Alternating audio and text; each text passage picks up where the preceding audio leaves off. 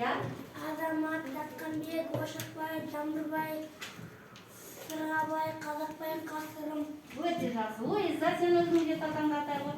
Надия, Дүйсенбай, Орынбасар, Өмірәлі, Бурахан, Смағұл, Ахмет. Өте жақсы. Раяна. Асылхан, Орыстай, Мұстафа, Сапарбек, Нұржан, Албек, Бекболат. Альтаир атай ғой. Альтаир, Рахат, Арыстанбек, Мәметкерім, Бердібек, Бойсонас, Болтай. Өте жақсы балалар. Тағы да артай берсек біз бәріміз білеміз. Я Айша, сен атай ғой.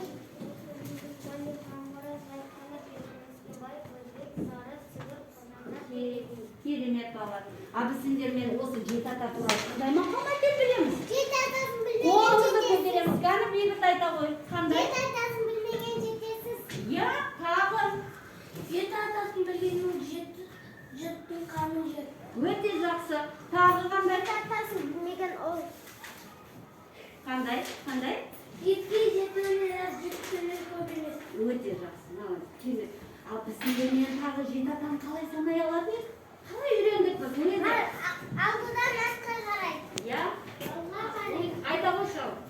Алмас. Ата, әке, бала немере, шөбере, шөпшек немере. Я. Кейінге қарай. Жақсы, тоқта. Сен қазір қалай санадың? Алға қарай. Алға қарай санадың. Қайтадан тоқта, бәтемелеп санап жүрші қайтадан. Ата, әке, бала немере, шөбере, шөпшек немере.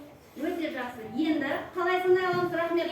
Луиза. Кейінге қарай. Бала, әке, ата, немере, шөбере, шөпшек немере. Так, сен қазір алға қарай санадың ғой? Я балалар, алмаздан қайталар. Ал кейінге қарай қалай санаушы ек? Кейінге қарай.